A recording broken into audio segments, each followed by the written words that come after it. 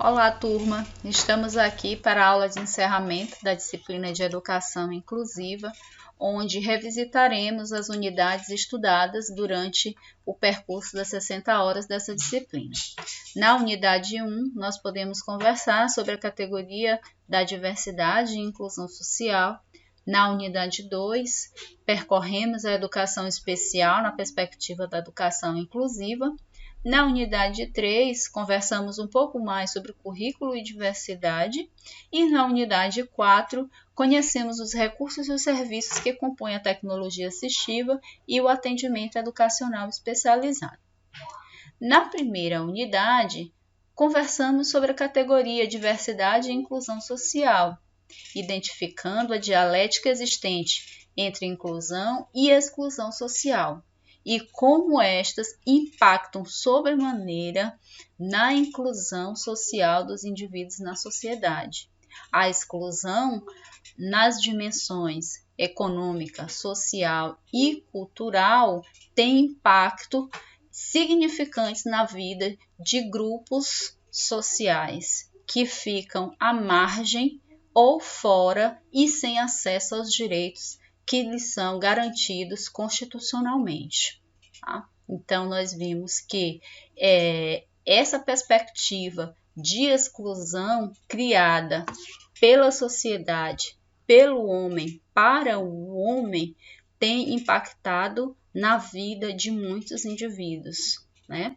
E aí, nós vimos que a partir de dimensões econômicas, a partir de dimensões sociais e a partir de dimensões culturais, entre eles na cultura nós temos os estigmas que envolvem as pessoas com deficiência, fizeram com que elas ficassem à margem de muitos direitos sociais. Então, a partir da década de 90, nós vimos um cenário de redemocratização da nossa sociedade, onde isso impactou para que tivéssemos outras perspectivas em relação à garantia dos direitos.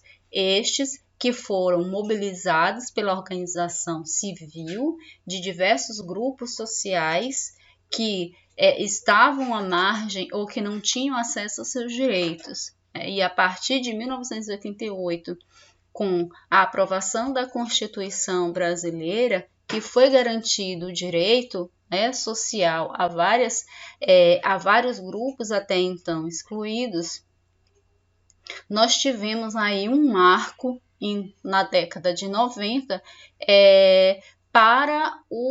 para o princípio da inclusão. Então, na década de 90, nós temos o reconhecimento da diversidade brasileira. E isso também vem por fluência de documentos internacionais, como a Declaração de Educação para Todos, A declaração esta assinada na Conferência de Juntienne, onde muitos países participaram, entre eles o Brasil. Então, o princípio da educação inclusiva, ou melhor, o princípio da inclusão, deveria ser base de todos os documentos legais, onde todos que estivessem fora ou à margem dos seus direitos político, social, civil, deveriam ter acesso. Assim se fez também na educação. Então, nós vamos ver, a partir da década de 90, alguns documentos que vão demarcar esse princípio da inclusão.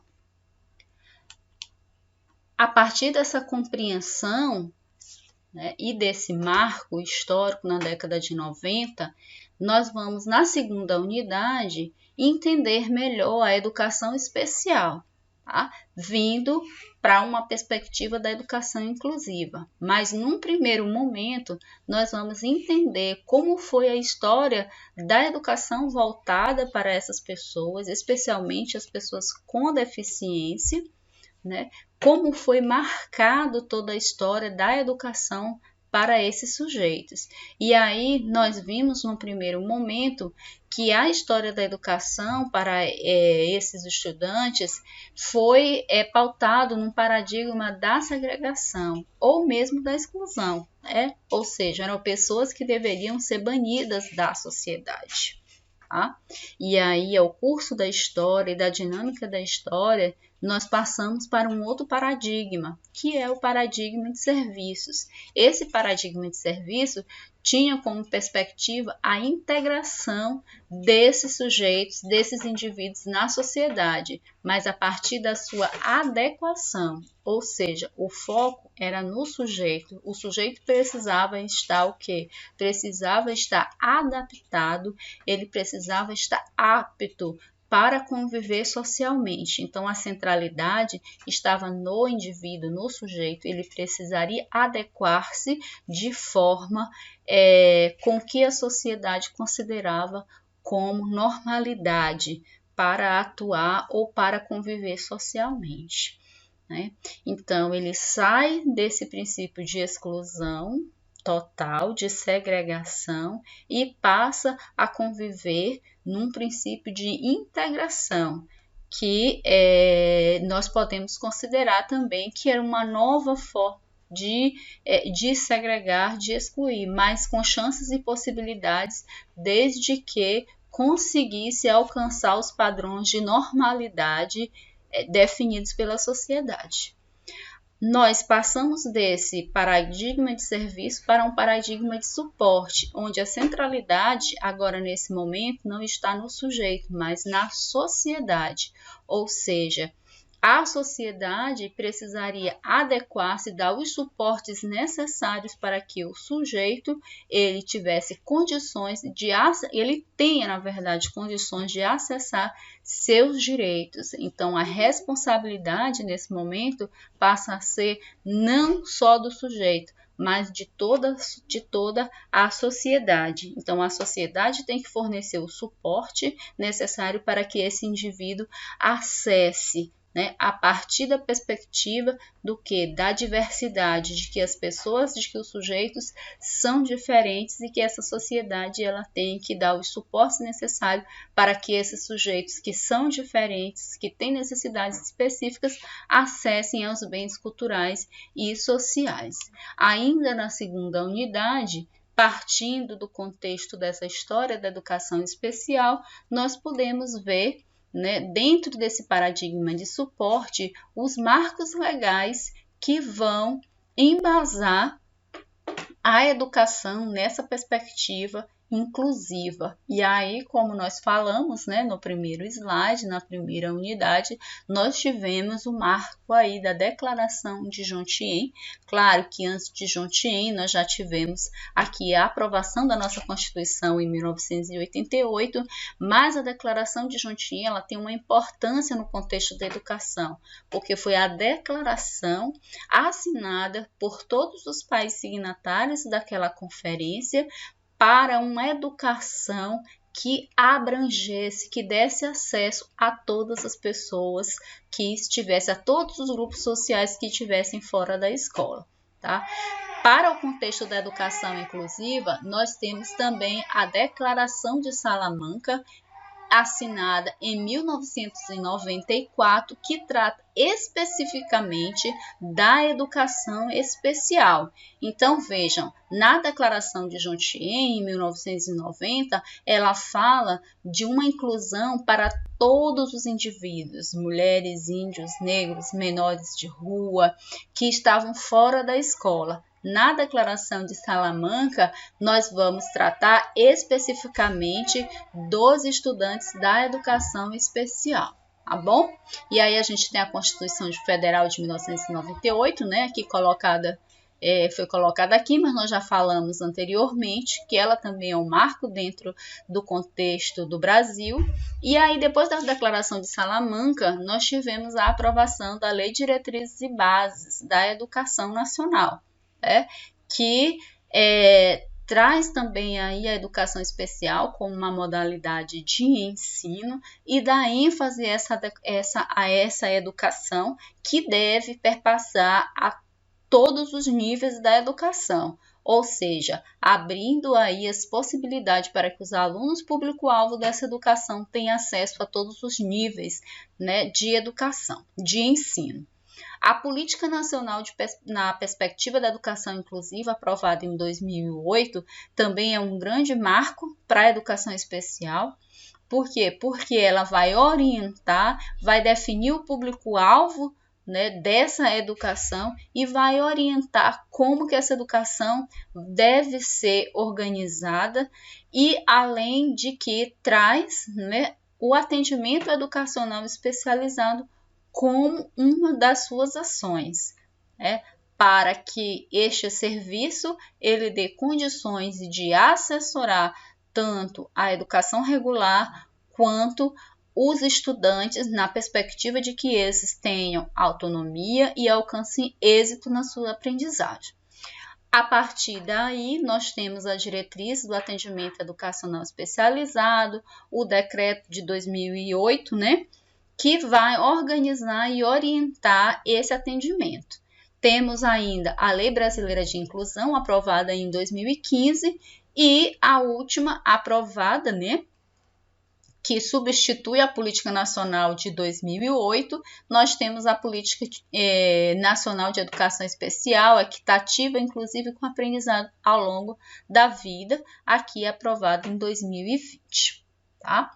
Na terceira unidade, nós falamos aí com vocês, conversamos e debatemos um pouquinho mais sobre a concepção de currículo, adequação curricular, onde nós podemos identificar que a adequação curricular ela pode ser feita de duas formas, né? Apresentada aí por Aranha em dois grandes blocos, uma de pequeno porte e outra de grande porte, onde a de grande porte ela está direcionada e vinculada aos sistemas educacionais, né? A questão política, administrativa e estrutural, organizacional de todo a estrutura de ensino. E a de pequeno porte voltada para o fazer pedagógico, para a prática docente, para a metodologia, né, que compõe o olhar sobre os objetivos, os conteúdos, a avaliação, os recursos e o método de ensino. Né? Essas adaptações que vão ser feitas na prática docente, ela deve levar em consideração as características específicas de cada estudante. Tá? Nós trouxemos aí para relembrar o que nós conversamos nessa unidade, o que Vieira nos aponta, que a adequação curricular não é facilitar o aluno, né? Torná-lo diferente dos demais, mas é permitir essa adaptação está associada à flexibilização, ou seja, a possibilitar que o aluno tenha condições, a partir de suas especificidades, de acessar o conhecimento, superando as barreiras encontradas por ele. Tá? Então, aqui, flexibilizar ou adequar, nesse sentido, significa superar obstáculos que buscam dificultar o acesso ao conhecimento. Tá? Então, a adaptação curricular, ela deve ser vista nessa perspectiva de garantir as condições iguais de acesso, as condições, na verdade, não iguais, mas as condições diferenciadas, né, que os alunos possam garantir igualmente o direito à aprendizagem, ok? Na unidade 3, ainda sobre o currículo, nós podemos, né, e diversidade, nós podemos conhecer um pouquinho quem é o público-alvo da educação especial. E aí, esse público-alvo, de acordo com a Política Nacional aí de Educação Especial, eles estão subdivididos em 3 grupos específicos, que são os educandos com deficiência, os educandos com transtornos globais do desenvolvimento e os educandos com altas habilidades ou superdotação. Ainda nessa terceira unidade, nós podemos conversar também a respeito do bilinguismo e da interculturalidade, o respeito a essa diversidade cultural existente no contexto educacional. E aí focamos um pouco sobre a educação escolar indígena, a educação escolar quilombola e a educação escolar para surdos, né? Respeitando aí as suas diferenças culturais e as suas diferenças linguísticas. Então, de acordo com o documento, né, base para a educação, das diretrizes para a educação básica, né, nós temos aqui que a diferença entre culturas é fruto, na verdade, da singularidade desses processos em cada grupo social. E é essa singularidade que deve ser respeitada e que deve ser considerada na organização educacional. Na última unidade, né, que é a unidade 4, nós podemos conhecer um pouco mais sobre a tecnologia assistiva e o atendimento educacional especializado, visualizando que ambos, né, são compostos, eles compõem um corpo de recursos e serviços para atender às necessidades específicas desses estudantes, auxiliando o professor, né, no seu processo de ensino e auxiliando e dando autonomia ao estudante na sua aprendizagem. O atendimento educacional especializado, conhecido como AEE, ele faz parte de um conjunto de diretrizes apresentadas na Política de Educação Especial, na perspectiva da educação inclusiva, que foi aprovada em 2008, né, e foi ratificada na nova política de educação especial em 2020 e que aponta esse atendimento como um serviço que vai complementar ou suplementar a formação dos estudantes, com vistas à autonomia e à independência desse estudante na escola ou mesmo fora dela. Tá? Aqui vocês podem visualizar, né, essa imagem onde nós temos os documentos, né, a legislação que orienta o AEE. Então, nós temos o decreto de 2008, nós temos a resolução a resolução número 4 de 2009 e temos o decreto de 2011, que atualiza as diretrizes que organiza o atendimento educacional especializado nas escolas, tá? A respeito da tecnologia assistiva, nós falamos que ela engloba, né, é composta por produtos, recursos, metodologias, estratégias e práticas e mesmo serviços que objetivam promover o quê? Melhor funcionalidade dos estudantes relacionadas à atividade e à participação de pessoas com deficiências, a incapacidades ou mobilidade reduzida, visando que sua autonomia, independência, qualidade de vida e inclusão social. Ou seja, todo esse percurso. Aí nós temos aqui recursos e serviços. Então, a tecnologia é o quê? São recursos e são serviços, tá certo? Para que estes estudantes tenham autonomia, independência, qualidade de vida e inclusão social. E para encerrarmos, né, trouxemos aqui Boaventura dos Santos, que nos diz que temos o direito de ser iguais quando a nossa diferença nos inferioriza e temos o direito de ser diferentes quando a nossa igualdade nos descaracteriza. Então, nós temos que, de acordo com Boaventura dos Santos, né, sempre requerer as condições necessárias para acessar de forma, para ter os direitos, né, acesso aos direitos, né? Então, sempre considerar essa diversidade e essas características de cada um dos indivíduos, especialmente no processo educativo. Gente, então encerramos por aqui. Desejo que esses aprendizados com certeza tenham importância na vida profissional de vocês, mas também na vida pessoal de cada um. Um abraço a todos e até a próxima.